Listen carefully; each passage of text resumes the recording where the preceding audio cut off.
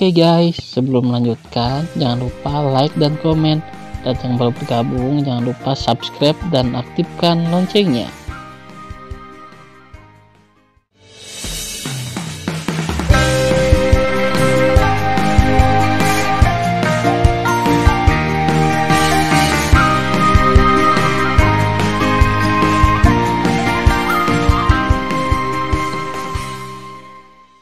Episode 484.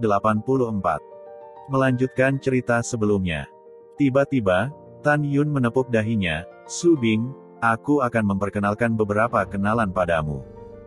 Pria besar, keluarlah."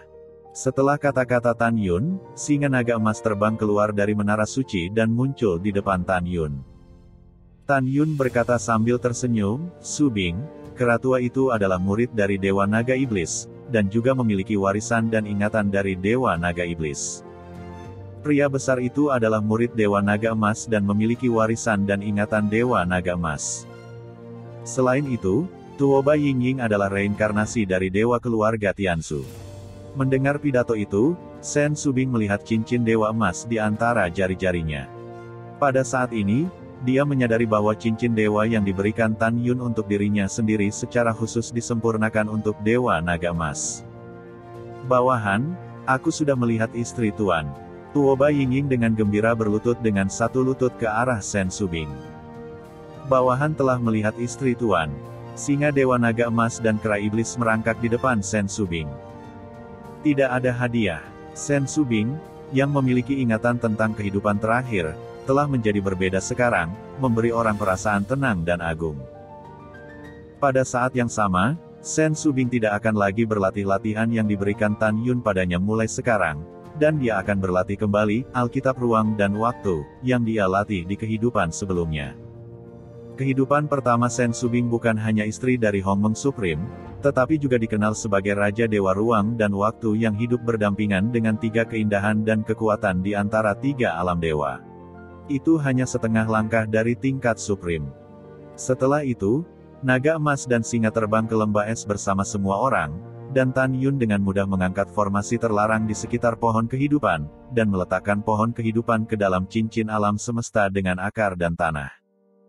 Dengan vitalitas ulet dari pohon kehidupan, bahkan jika tidak ada aura di cincin alam semesta, ia dapat bertahan selama 10 atau 8 tahun. Setelah mengumpulkan pohon kehidupan, singa Dewa Naga Emas membawa orang-orang. Setelah terbang selama 2 jam, ia jatuh dari langit dan mendarat di bagian terdalam dari hutan Dewa Meteorit. Menara ajaib Dongfang Yusu, yang tingginya jutaan kaki, sejernih kristal dan penuh dengan kekuatan liar kuno. Setelah mencabut larangan pintu menara, Tan Yun dan beberapa wanita melangkah masuk ke menara. Setelah lebih dari 40 tahun, ketika Tan Yun memasuki menara suci ajaib Dongfang Yusu, ingatan terakhirnya masuk ke menara muncul di benaknya. Ketika dia masuk sendiri terakhir kali, Dongfang Yusu memadatkan gambar sebelum dia meninggal. Dalam gambar, dia mengenakan gaun kuning muda. Meskipun tingginya 100 meter, tubuh Miaoman terkoordinasi dengan sempurna. Wajah Dongfang Yusu memiliki kecantikan yang aneh. Ini adalah wajah yang semakin cantik. Pupil matanya seindah safir yang dalam.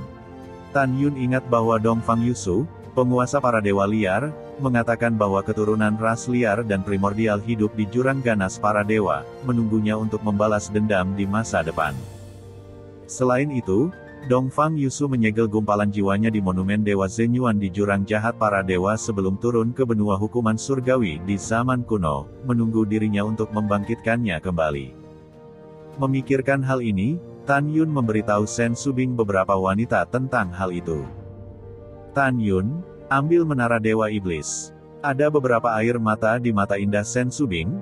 Di masa depan, kami akan bekerja keras untuk naik sesegera mungkin, dan kemudian kembali ke dunia Dewa Hongmeng, sebelum membangkitkan Yusu." Tan Yun mengangguk dan menempatkan menara iblis ke dalam cincin langit dan bumi. Sekarang roh-roh di menara Dewa Iblis sudah mati, dan kekuatan menara Dewa Iblis hari ini kurang dari 1/10 juta kekuatan masa lalu, tetapi itu cukup untuk menjadi kartu andalan Tan Yun. Setelah itu, naga emas dan singa yang membawa Tan Yun dan yang lainnya terbang ke Gunung Abadi Ruang dan Waktu. 6 hari kemudian, Ketika terowongan ruang dan waktu dibuka dari gunung abadi waktu dan ruang, butuh setengah hari untuk melewati terowongan ruang dan waktu dan kembali ke platform. Tan Yun memanggil Dan Taeyu, dan Tai Long, pemimpin, wakil pemimpin, pemimpin pembunuhan dan wakil pemimpin organisasi hukuman, serta semua orang kuat di tingkat domain ilahi. Setelah beberapa diskusi, Tan Yun membungkuk kepada Dan Taeyu dan Tai Long dan berkata, "Kakek dan paman, Anda akan bertanggung jawab atas tempat rahasia peri abadi di masa depan. Adapun kepala sekte, Anda akan dipromosikan." "Iya, tidak masalah." Dan Taeyu berkata dengan ramah, "Jangan khawatir, Huangfu Shengzong di wilayah rahasia peri abadi, kakek saya akan membantu Anda mengelolanya dengan baik." Setelah itu, Dan Taeyu berkata sambil tersenyum, "Yuner, kapan kamu akan menikah dengan Xianer dan Xiao?" Tan Yun berkata tanpa ragu, "Setelah Yuner membalaskan dendam Mengyi dan menyelamatkan Ibu Permaisuri, maka aku akan memilih hari yang baik untuk menikahi mereka."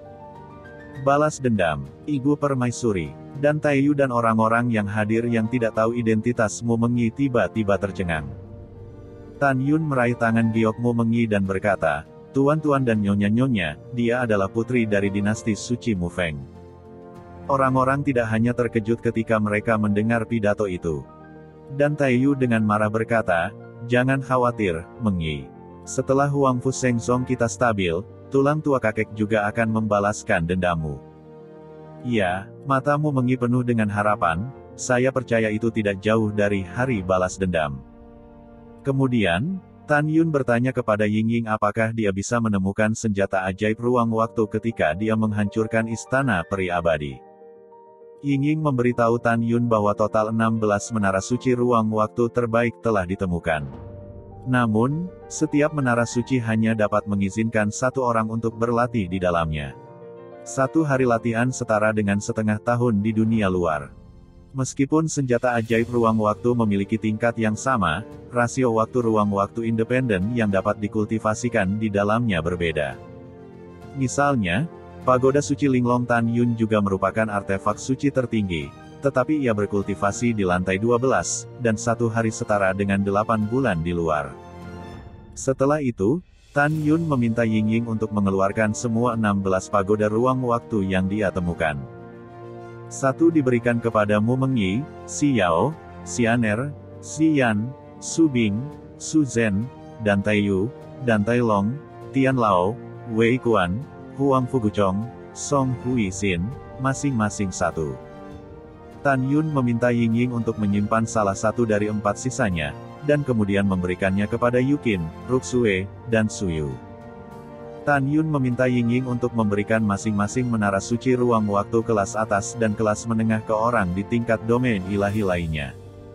Pada saat yang sama, Tan Yun meminta Tuoba Yingying untuk mendistribusikan batu roh kelas atas yang cukup untuk membuka menara suci ruang dan waktu. Setelah mengatur semua ini, Tan Yun memberitahu orang-orang kuat cara untuk membuka 2 alam rahasia, Istana Peri Abadi dan alam rahasia Huangfu Shengzong. "Yingying, Keratua akan menemanimu kembali ke alam rahasia Huangfu Shengzong, dan memberitahu sekte bahwa kita telah menaklukkan alam rahasia Istana Peri Abadi." Tan Yun selesai berbicara, memandang kera iblis, dan menasihati, "Lindungi Yingying, jangan membuat kesalahan. Juga, Keratua, setelah kamu kembali ke tempat rahasia Huangfu, segera retret dan berlatih sampai aku kembali." "Ya, bawahan mengerti," jawab kera pembunuh iblis. Pada saat ini, Tan Yun sepertinya memikirkan sesuatu. Melihat Tuoba Yingying, dia mengatakan kepadanya, 1,5 tahun kemudian, kamu menyerang penghalang alam rahasia Huangfu di gerbang luar. Dan membuat suara untuk saya, sehingga ketika saya membuka terowongan ruang waktu, saya dapat mengetahui lokasi spesifik dari tempat rahasia Huangfu. Ya, bawahan patuh. Setelah Tuoba Yingying menerima pesanan, kera iblis membawa Tuoba Yingying dan terbang menuju pintu keluar tempat rahasia peri abadi. "Yuner, kapan kamu akan menyerang sekte abadi-abadi?" tanya Dan Taeyu. Tan Yun berpikir sejenak dan berkata, "Dengan kekuatanku saat ini, jika aku membuka terowongan ruang waktu ke tempat rahasia Huangfu dari tempat ini, diperkirakan akan memakan waktu 1,5 tahun. Setelah terowongan ruang waktu dibuka, beri aku lebih dari 3 tahun, lalu serang sekte abadi-abadi dalam 5 tahun. Sebelum itu, kalian semua harus berlatih dan meningkatkan kekuatanmu. Setelah mengatur semuanya, Mu Mengye, Sue Zian dan yang lainnya pergi berlatih setelah berpamitan pada Tan Yun.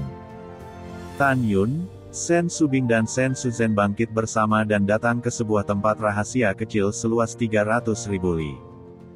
Dalam perjalanan, Shen Subing memberitahu Shen Suzhen tentang identitasnya di kehidupan terakhir dan Tan Yun. Mendengar pidato itu, Shen Suzhen terkejut.